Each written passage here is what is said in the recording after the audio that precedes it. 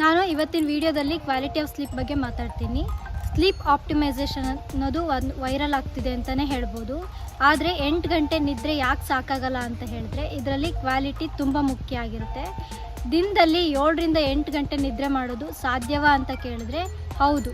ಆದರೆ ಈ 5 ತಪ್ಪುಗಳನ್ನು ಮಾಡೋದ್ರಿಂದ ನಿದ್ದೆ ಸಾಕಾಗಲ್ಲ ಅಂತ ಹೇಳ್ಬೋದು. ಹಾಗೆ ಈವ್ನಿಂಗ್ ಸ್ಟಿಮ್ಯುಲೆಂಟ್ಸ್ ಅಂದರೆ ಸಂಜೆ ಹೊತ್ತು ಕಾಫಿ, ಟೀ ಅಥವಾ ಎನರ್ಜಿ ಡ್ರಿಂಕ್ಸ್ ಕುಡಿಯೋದ್ರಿಂದ ನಮ್ಮ ದೇಹದಲ್ಲಿ ಅಡಿನೋಸಿನ್ ಬ್ಲಾಕ್ ಮಾಡುತ್ತೆ. ಇದರಿಂದ 6ರಿಂದ 8 ಗಂಟೆಗಳ ಕಾಲ ನಿದ್ದೆ ಮಾಡದೆ ಎಚ್ಚರ ಇರೋ ಥರ ಮಾಡುತ್ತೆ. ಇದರಿಂದ ವಾತದೋಷ ಹೆಚ್ಚಾಗಿ ನಿದ್ರೆಗೆ ಡಿಸ್ಟರ್ಬ್ ಮಾಡುತ್ತೆ. ಇದಕ್ಕೆ ಸೊಲ್ಯೂಷನ್ ಏನಂದರೆ ಸಂಜೆ 3 ಗಂಟೆ ನಂತರ Ayurvedic herbal tea like ashwagandha ಅಥವಾ ಜಟಮಾಂಸಿನ 1 ಚಮಚ ನೀರಲ್ಲಿ ಬೆರೆಸಿ 5 ನಿಮಿಷ ಕುದಿಸಿ ಕುಡಿಯೋದ್ರಿಂದ ಮೆಲಟೋನಿನ್ ಅನ್ನೋದು ನ್ಯಾಚುರಲಿ ರಿಲೀಸ್ ಆಗಿ ಸ್ಲೀಪ್ ಕ್ವಾಲಿಟಿನ ಇನ್ಕ್ರೀಸ್ ಮಾಡುತ್ತೆ. ನೆಕ್ಸ್ಟು ಬೆಡ್ಗೆ ಮೊಬೈಲ್ ತೊಗೊಂಡು ಹೋಗೋದು, ಸ್ಕ್ರೀನ್ ಟೈಮ್ ಬಿಫೋರ್ ಬೆಡ್ ಅಂತ ಹೇಳ್ತೀವಿ. ಬೆಡ್ನಲ್ಲಿ ಇನ್ಸ್ಟಾಗ್ರಾಮು ಈ ಥರ ಸೋಷಿಯಲ್ ಮೀಡಿಯಾ ಸ್ಕ್ರಾಲ್ ಮಾಡ್ತಿದ್ರೆ ಬ್ಲೂ ಲೈಟ್ ನಿಮ್ಮ ಸರ್ಕಾಡಿಯಮ್ ರಿದಮ್ಮು ಅಥವಾ ತಮಸ್ ಗುಣನ ಡಿಸ್ಟರ್ಬ್ ಮಾಡಿ ಮಾರ್ನಿಂಗು ಹೆಡ್ಏಕು, ಫೆಟಿಗು ಈ ಥರ ಸಿಂಪ್ಟಮ್ಸ್ ಕಾಣ್ಬೋದು.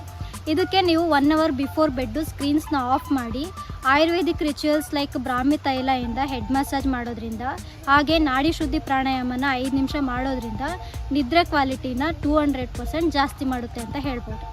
ಮೂರನೇದಾಗಿ heavy late night eating. For example ರಾತ್ರಿ 9 ಗಂಟೆಗೆ ಬಿರಿಯಾನಿ ತಿನ್ನೋದು. ಈ ಥರ ಮಾಡೋದ್ರಿಂದ ಡೈಜೆಷನ್ ಸ್ಲೋ ಆಗಿ ಪಿತ್ತ ಕಫ ದೋಷ ಇಂಬ್ಯಾಲೆನ್ಸ್ ಆಗಿ ಮಿಡ್ ನೈಟ್ ವೇಕಪ್ಸ್ ಜಾಸ್ತಿ ಆಗುತ್ತೆ.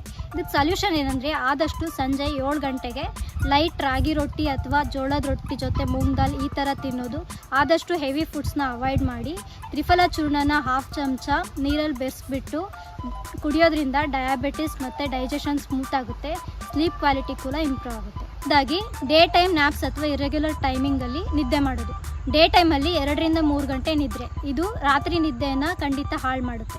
ಆಯುರ್ವೇದದ ದಿನಚರಿಯಲ್ಲಿ ನಾವೇನು ಹೇಳ್ತೀವಿ ಅಂದರೆ ಬೇಸಿಗೆ ಕಾಲದಲ್ಲಿ ಮಾತ್ರ 15ರಿಂದ 20 ನಿಮಿಷ ನಿದ್ದೆ ಮಾಡ್ಬೋದು. ಇಲ್ದಿದ್ರೆ ಕಫದೋಷ ನಮ್ಮ ಬಾಡೀಲಿ ಜಾಸ್ತಿ ಮಾಡುತ್ತೆ. ಪರಿಹಾರ ಏನಂದರೆ ರಾತ್ರಿ ಹೊತ್ತು 10 ಗಂಟೆಗೆ ಮಲಗಿ ಬೆಳಗ್ಗೆ 6 ಗಂಟೆಗೆ ಹೇಳೋ ಥರ ಒಂದು ಫಿಕ್ಸ್ಡ್ ರೊಟೀನ್ ಮಾಡ್ಕೊಳ್ಳಿ.